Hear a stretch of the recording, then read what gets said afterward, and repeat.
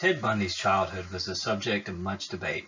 Some experts believe that he had a very troubled childhood, while others believe he had a fairly normal childhood. Today, however, we will discuss what was known for certain. Ted was born to Eleanor Louise Cowell on November 24, 1946. Eleanor was a single mother, and to this day no one knows who Ted's father was. Eleanor believed it would be a good idea for her to move in with her parents to avoid judgment from others. She thought it would be a good idea to put Ted up for adoption, but her father, or Ted's grandfather, stepped in at the last minute and decided they would keep Ted.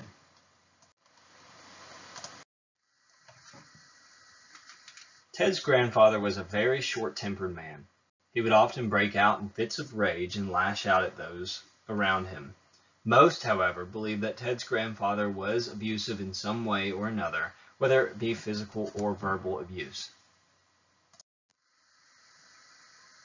Growing up, Ted's peers often recalled that he was very shy. He was an intelligent young man, but he didn't have many friends. Oftentimes, he was a target of bullying in high school. He also stated in a later interview that he never really had any experience dating anyone in high school. After high school, Ted attended many different colleges. Some of the colleges he went to include the University of Puget Sound, the University of Washington, and Temple University. After these, he went to law school at the University of Utah. In 1967, Ted found who he considered the love of his life. Stephanie Brooks had everything he wanted in a girl. She had money, power, and influence. She ended up leaving him after around a year and a half of dating. Ted was devastated after this, and many believe it to be his breaking point that started his killing spree.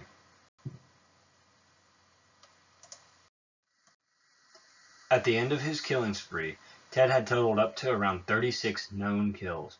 Most investigators are not 100% sure if this is the true amount of people Ted killed. It could be higher or lower. Nobody knows because Ted was known for lying and manipulating those who investigated him.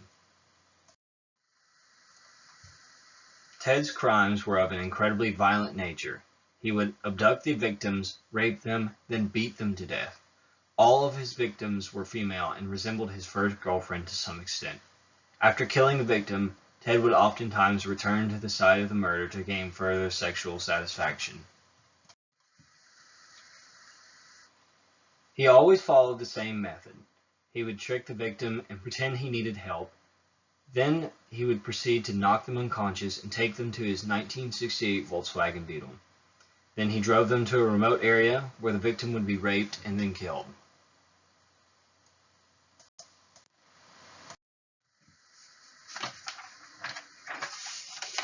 Bundy was caught 3 times in total, but was able to escape from prison the first 2 times. On the second escape, he fled to Florida. He still had the urge to kill, so he broke into an FSU sorority house where he attacked 4 women. After this, Ted was on the run for about a month until he kidnapped and murdered a 12-year-old girl named Kimberly Leach. This was the final crime before he was caught by Florida authorities.